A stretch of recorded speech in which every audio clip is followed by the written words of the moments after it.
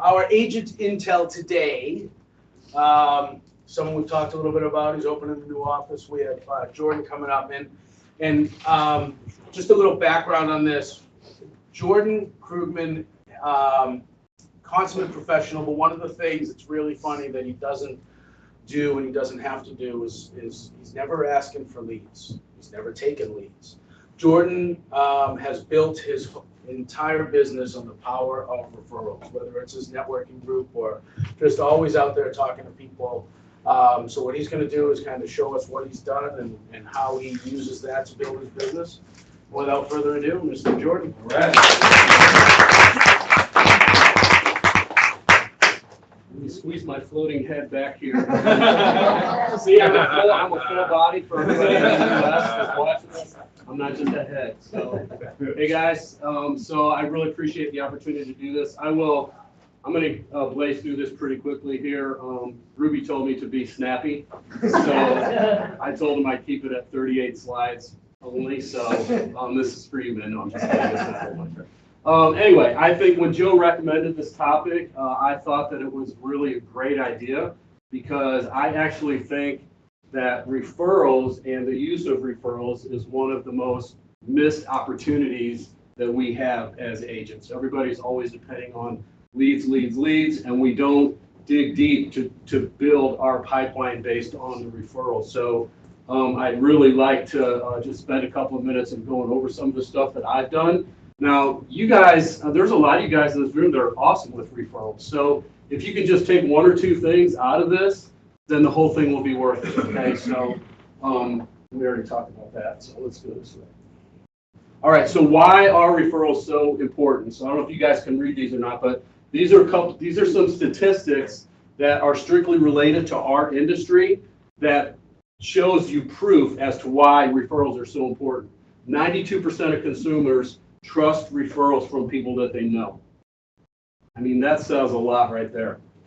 Almost 60% of people say friends and family are their top sources of brand awareness, rather than TV ads and radio ads and pop-up ads and whatever it might be. 60% of people are looking for referrals. Think about it. When you guys need something or you want to recommend, I always use restaurant examples because that's my background. I was a restaurant guy for a million years. So when you want a good restaurant, do you look at an ad or do you ask somebody where they had a good meal? So it's the same kind of thing. People are 4 times more likely to buy when referred by a friend.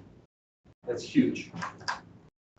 83% of consumers are willing to refer after a positive experience. So 83% are willing to. Only 29% ever get asked. Wow. So, I mean, you can read between the lines there. That says a lot. We're going to talk about that here in just a minute. 71% of consumers are more likely to make a purchase based on social media referrals. Think about it. Everybody loves to rant on Facebook, right? And when people are ranting about how crappy their health insurance is or how their doctor left the network, how often do we get referrals from somebody that said, hey, I got a guy or I got a gal? And they just tag you in Facebook and it becomes a sale. So wanted to talk about, okay, let's talk specifically about newer agents. When you're just getting started, it's hard to base your business on referrals when you're brand new, right? So what are some of the things that you can do? Well, everybody needs to keep in mind that we're not just a phone room, guys. We are a sales and marketing organization. So it's our job as agents and as people in the community to get out there and let everybody know who we are and what we do. So it's all about marketing your business, and it's really especially important to do that when you're brand new. So one of the things that I do, I call this the cell phone game, and this is so simple, but it really surprises me how many people have not done this or don't do this when they first get started. But this is one of the things that I did back in the day when I started a little bit over 5 years ago, and I was just getting really frustrated making calls, so I wanted to do something different. So back then I had about 300 or 400 or 450 numbers in my cell phone, and it was probably a flip phone back then. But I went through literally every one of those numbers, not to sell them anything, because we're not one of those companies, and I don't like to name names, but Primerica, that wants you to call your friends and family and make sales to them. That's not what we're all about. So what I did is I called every person in my phone, and I just said, hey, how's it going? Haven't talked to you in a while. What's going on? What can I do for you? By the way, I'm not a food guy anymore. This is what I'm up to. I'm in the health insurance business. If you come across anybody that you think could use my help, I'd love to get connected to that person. Well, what do you think happened from that? Even though I didn't do that as a direct sale, in an attempt to do a direct sale, people would say to me, well, why don't you take a look at my stuff? And I would do that. And it just kind of steamrolled from there. So even though I was kind of third-partying it and not calling them directly for business, it ended up turning into just a snowball effect of referrals. So if you're not doing that or you haven't done that, again, it sounds so simple. Sometimes people are afraid to call friends and family. Don't be, because it's not an uncomfortable situation when all you're doing is letting them know what you're up to. So take advantage of that. I have every one of my new agents doing that, and it really helps. So this is something else. Somebody mentioned BNI. Oh, Danny mentioned BNI. So BNI costs money.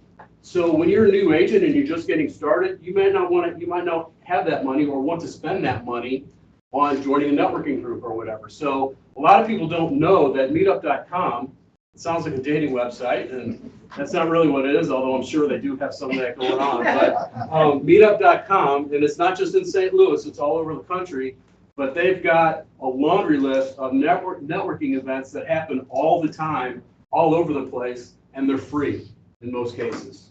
So if you want to have a chance to meet some people, hand out a bunch of business cards, and get your name out there, take advantage of this meetup.com. Just get on there and you will find, I promise you, a ton of events that you can go to. Talk to everyone. How many times has Joe Eichmann talked about the 3-foot rule? I mean, you have to let everybody know, you have to let the world know who you are and what you can do to help them. People love that word help. You have to use that all the time. People love getting helped. So your goal and your one of your tasks as a newer agent is to whatever, because very few of us come on board are coming from the insurance field. Most people have other backgrounds, whatever it is, and that's how you're known. So your job now is to let people know, hey, that's not what I'm doing anymore. This is what I'm doing. Let people know who you are and what you do. Now, this says keep the main thing the main thing. Now, I'm not telling you guys to do this. I want you to get with your leaders first before you actually do this, but this is what I do, and this is how I teach and train and develop my people, is that when somebody comes on board, I want them strictly focused on under 65 health insurance business. There's a lot of other directions they can go. They can do Medicare, they can do auto and home, they can do long-term care, they can do whatever. That's fine if they want to do that down the road. But when I'm teaching them, and when I first bring them on board, and I know Joe agrees with me on this too, because that's how he taught me, is you just stay focused, you keep the main thing, and the most important reason to do that is because you're going to create referral partners in spite of yourself. Because what you're going to do, like what I do, I'm licensed to do Medicare. I've still got Medicare clients on the books from years ago that I still get residuals on. But when I get a call or I get a referral opportunity for Medicare, I call my buddy Dale or somebody else that does Medicare, and I say, hey, I got a referral for you. And you know why I do that? Because over the past 3 or 4 years, every under 65 referral he sent to me, every single one. And I've had some of my biggest sales ever from referrals that he sent me. So get out there and meet people that you can create referral partners for and give them the business. Don't look at it as you're losing the sale. You're not losing the sale because you're going to gain a lot more by having that referral partner. So again, get with your leader, make sure that that's the direction that they want you to go in, but that's what I recommend, is just keeping the main thing the main thing. So here's this is 9 or 10 points just for all agents, whether you're new or not.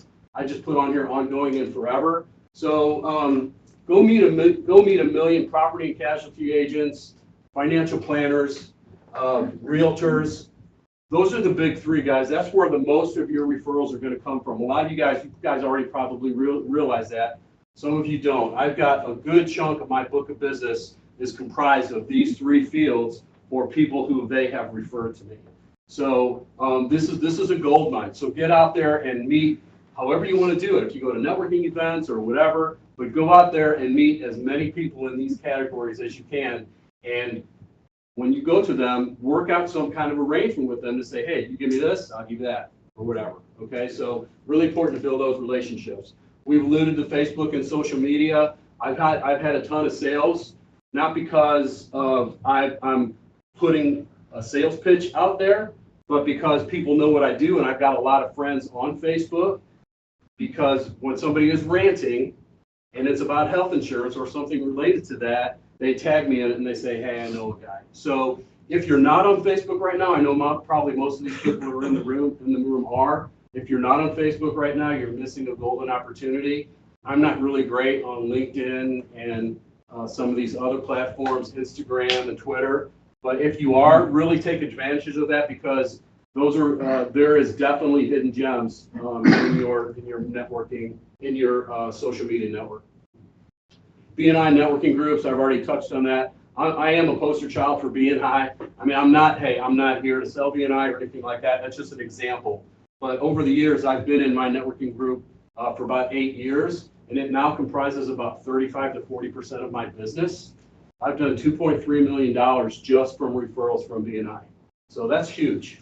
I'm not saying that BNI has to be yours, but just get involved with some type of group, because I look at that as my sales team. When you're in a referral group, you got everybody they're just clamoring to find you business. So it's a really, really important thing to get involved in something. And here's a really important thing too. I mean, it's so obvious, but if you don't give, you ain't gonna get, or you shouldn't expect to anyway. So give referrals as much as you can, even if you're not getting anything in return. I promise you it'll come back down the road. Asking for referrals must be automatic with every call, even if it's not a sale. So how many times have we done stock leads or B leads and had somebody on the phone and they're not interested, and then we say, okay, thanks, have a nice day, and hang up? Ooh, that just makes my skin crawl when I hear that, because how about saying, hey, if you know anybody, who do you know that could use some assistance before you get them off that phone? Use the leads that you're calling for everything that you could possibly get out of them, and even if it's not a sale, you work it for the referral. And I've got a little script here in a minute that we'll talk about. So drop the hint in your thank you notes and in your email signature tagline or your email signature. Referrals are greatly appreciated, or whatever it might be. Just something short and sweet to get that subliminal message in your head to let people know that, hey, this guy works on referrals. If I come across anybody, I'm going to make sure that I send them his way. So just kind of drop the hint whenever you can. This is really important too. You got to show gratitude. When you get a referral from somebody, how many times does that go unrecognized? I've done it. I don't do it anymore, but I used to do it. I used to take it for granted that I got that referral. You cannot take that for granted, even if it's just a quick email or a text message. Hey, thanks for sending so-and-so my way. I promise to take good care of them. Whatever it might be, just show your gratitude. And for those big referral partners, for people that give you referrals all year long, I send them, and I send them gift baskets, $100, $150 during at the holidays. And I know that sounds expensive, but don't you think $100 or $150 for a nice wine and cheese basket or whatever it might be will come back to, to reward you? Because I'm 100% sure that the people that I send those baskets to, they will not send their health insurance referrals to anybody else except me. It's a little thing, but it goes a really long way. I'm not saying send gift baskets to everybody, guys. Don't take that the wrong way. It's just an example of what I do. It's all about showing gratitude and appreciation when you do get a referral. This is something that I do too. When I tell my BNI people, when you guys give me a referral, no matter what I'm working on, everything drops below that, and your referral now comes to the top of my pile. So I make it a priority. I let people know that when you refer somebody to me, I'm not going to forget about it and wait 5 or 6 days before I call them. Because think about that. If you refer somebody to somebody else, whether it be a plumber or whoever, and it takes them a week to call them back, I mean, that's your reputation on the line too. That's not a really good feeling at all. So it makes that other person look good as well when you call that person right away. So put that person at the top of your priority list. And then your current client base is your very best source of business. Don't take your current clients for granted in that sense.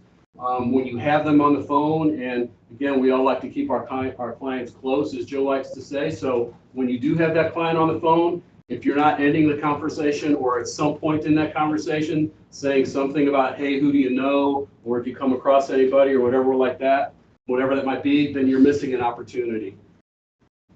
Because if you don't ask, you don't get. So here's just a real quick script. I'm not saying that this is what you have to do, but this is just a real simple one. When you have somebody on the phone, everybody a lot of times is intimidated to ask for a referral, and I never really understood why.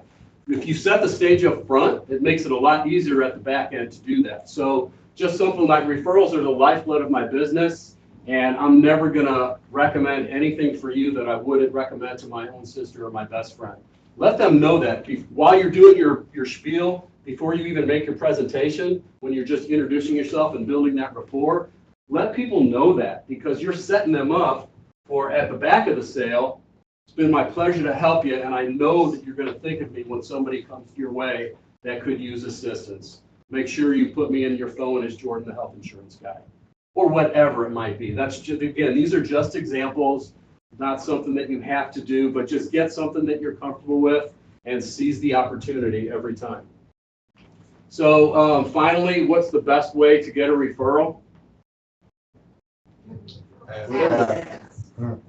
If you take care of your clients, they will want to refer people to you. That's really, really important. Think about that. I mean, we just had some air conditioning, some HVAC work done in our house, and they got to our house so quickly. I mean, our house was hot, and they came out there and they fixed it so quickly that I couldn't wait to find somebody else with a broken air conditioner, so I could recommend this guy to send him out there. So it does work. If you take good care of your clients, they will definitely want to take care of you. So thank you for your time. If you got one little thing out of that, just one little tidbit, it's all worth it.